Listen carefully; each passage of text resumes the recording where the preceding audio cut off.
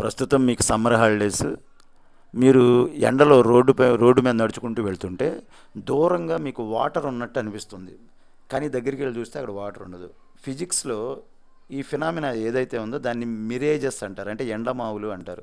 అవి ఎలా ఫామ్ అవుతాయి, మనం ఎలా భ్రమపడి అక్కడ నీళ్లు ఉన్నాయి అని అనుకుంటాం అనేది ఈ క్లాస్లో ఎక్స్ప్లెయిన్ చేస్తాను. సో అది ముందు తెలియాలి అంటే, ఈ మిరేజర్ గురించి మనకు పూర్తిగా అర్థం కావాలంటే బేసిక్ ఫండమెంటల్స్ లైట్ ప్రాపర్టీస్ సంబంధించి కొన్ని తెలియాలి. అవి ఏంటో ఒకసారి చూద్దాం. ఒకటి, రిఫ్లెక్షన్ గురించి తెలిసి ఉండాలి. తర్వాత రిఫ్రాక్షన్ గురించి తెలిసి ఉండాలి. పూర్తిగా తెలియక్కర్లేదు, కొంచెం తెలిసినా చాలు. మూడోది టోటల్ ఇంటర్నల్ రిఫ్లెక్షన్. ఈ మూడిటి గురించి మీకు చిన్న అవగాహన ఉంటే ఈ ఫినామినా ఎలా ఫామ్ అవుతుందో అర్థమవుతుంది. ఫస్ట్ నేను రిఫ్లెక్షన్ గురించి ఎక్స్ప్లెయిన్ చేస్తాను. రిఫ్లెక్షన్ అంటే ఏదో అనుకునేరు, అద్దంలో మీరు మీ బొమ్మ చూసుకుంటారు కదా. ఇక్కడ ఒక పిక్చర్ ఇస్తాను చూడండి. అద్దంలో మీ బొమ్మ మీరు చూసుకున్నారా?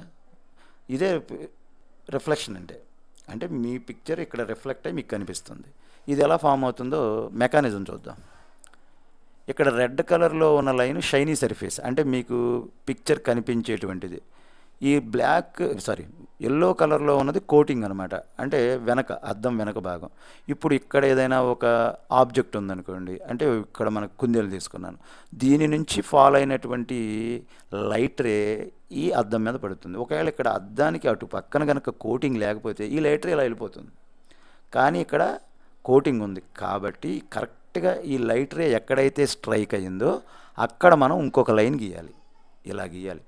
మరి ఎలా పడితే అలా గీయొచ్చా అంటే కుదరదు. దీనికి ఫార్ములా ఉంది. ఏంటంటే ఈ రెడ్ లైన్ని ఇంటర్ఫేస్ అంటారు, సపరేటర్ ఆఫ్ టూ మీడియా. ఈ మీడియా మీద ఎక్కడైతే లైట్ రే స్ట్రైక్ అయ్యిందో కరెక్ట్గా అక్కడే ఒక లైన్ని 90 డిగ్రీస్తో, ఏది ఇంటర్ఫేస్కి ఇక్కడ మనం గీస్తున్న లైన్కి 90 డిగ్రీస్ యాంగిల్తో ఒక లైన్ గీస్తే ఆ లైన్ ఇది. ఈ లైన్ని నార్మల్ అని పిలుస్తారు. ఓకే, ఇప్పుడు నార్మల్కి ఈ లైన్ ఇన్సిడెంట్ రే అమ్మ. నార్మల్కి ఇన్సిడెంట్ రేకి ఎంతైతే యాంగిల్ ఉందో అంతే యాంగిల్తో అది రిఫ్లెక్ట్ అయ్యి వెనక్కి వచ్చేస్తుంది.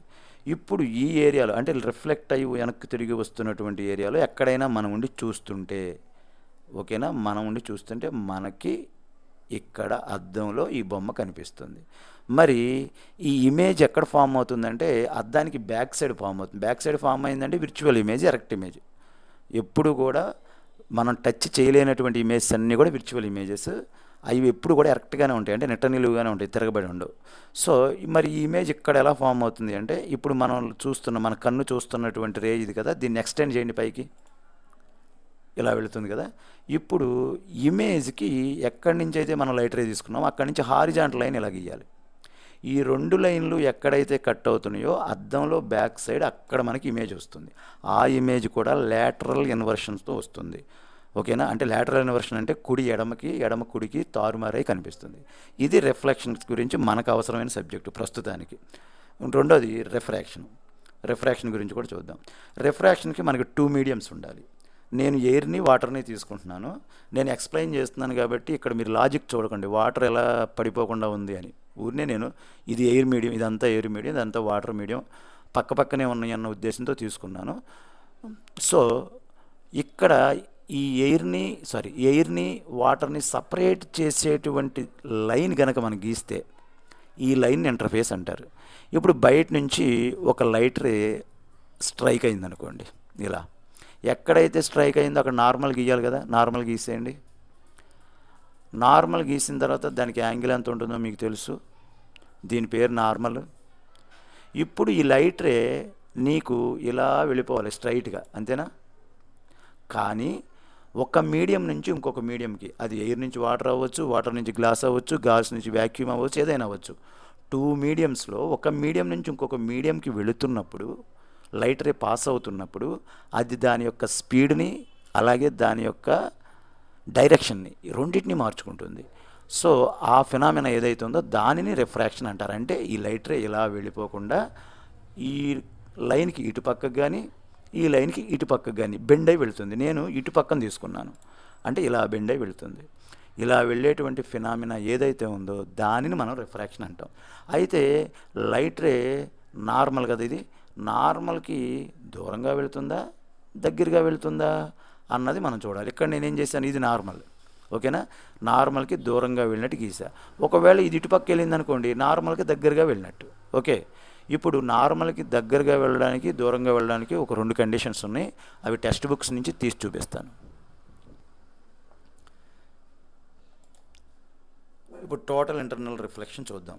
ఈ నార్మల్కి దగ్గరగా దూరంగా వెళ్ళే దాంట్లోనే మన టోటల్ ఇంటర్నల్ రిఫ్లెక్షన్ అనేది వస్తుంది. ఇది రేరర్ మీడియం నుంచి డెన్సర్ మీడియంకి వెళ్తుంది.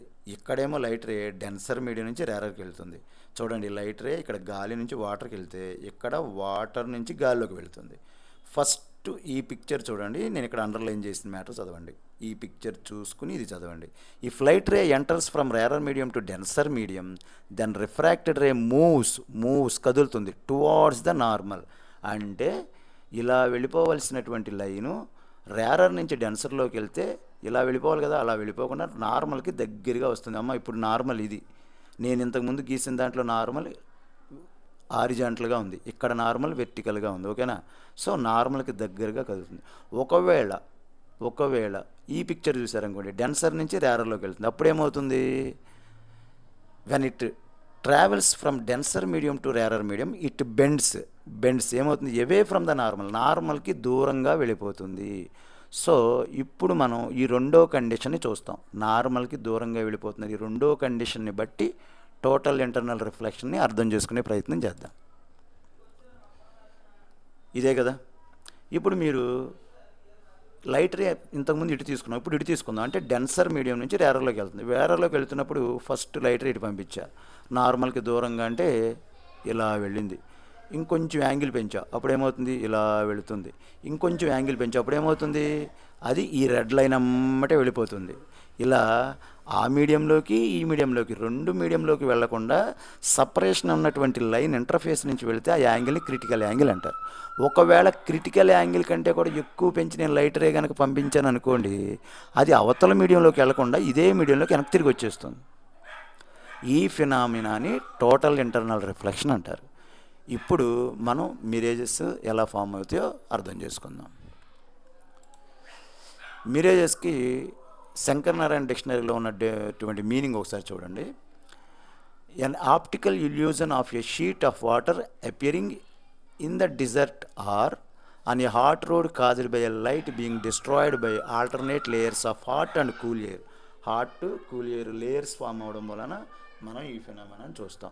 తెలుగులో వచ్చేసరికి ఎండమావులు అంటారు, మృగ తృష్ణ అంటారు, మృగ జలము, మరీచిక అని పిలుస్తారు. ఓకే, క్లాస్లోకి వెళ్దాం. మీరు ఎండమావులు అంటే తెలియని వాళ్ళకి, ఇప్పుడు ఇక్కడి నుంచి మీరు నడుచుకుంటూ వెళ్తున్నారు అనుకోండి, దూరంగా ఈ ఏరియాలో వాటర్ ఉన్నట్టు కనిపిస్తుంది. మీరు ఇంకా నడుచుకుంటూ వెళ్తారు, వాటర్ అంతసేపటికి రాదు, అది మీ భ్రమ అనమాట. అక్కడ వాటర్ ఉందని మనం భ్రమ చెందుతుంది, దాన్ని ఆప్టికల్ ఇల్యూజన్ అంటారు. ఇది కూడా ఇంకొక రోడ్ ఎగ్జాంపుల్కి. ఇదిగోండి, ఇది మనం భూమి మీద ఉన్నాం, ఇక్కడి నుంచి ఇలా నడుచుకుంటూ వెళ్తానే కదా కనిపిస్తుంది. అందుకని నేను చిన్న లేయర్ ఒకటి తీసుకుంటాను.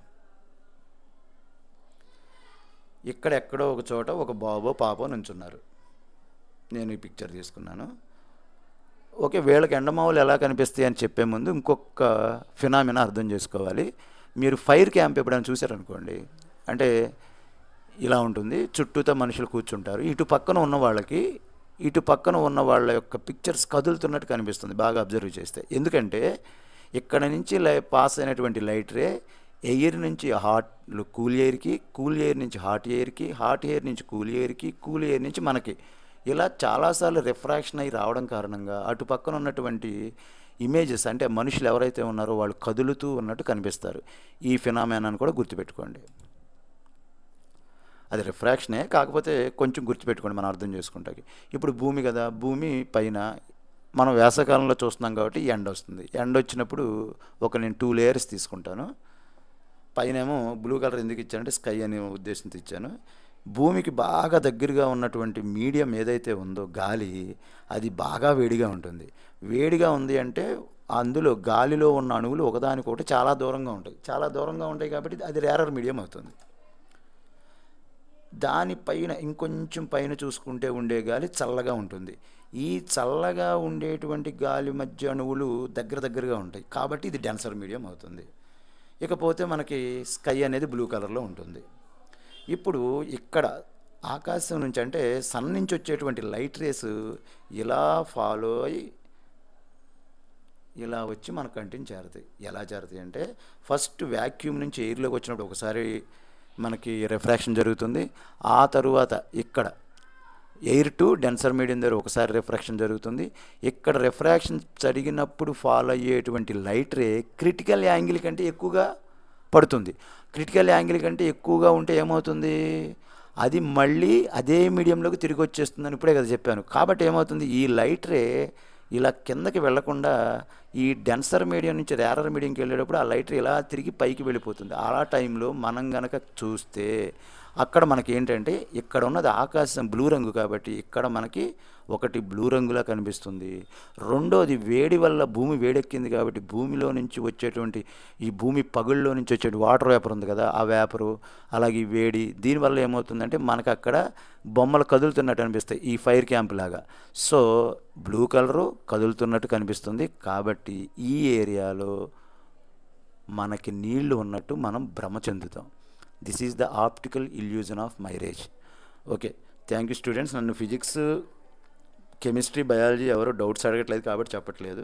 మీకు ఏదైనా డౌట్స్ ఉంటే కామెంట్ చేయండి. అదేవిధంగా నా ఎక్స్ప్లెనేషన్ మీకు నచ్చితే లైక్ చేసి షేర్ చేసి మీ ఫ్రెండ్స్కి చూపించి నాకు సపోర్ట్ చేయండి. Thank you students.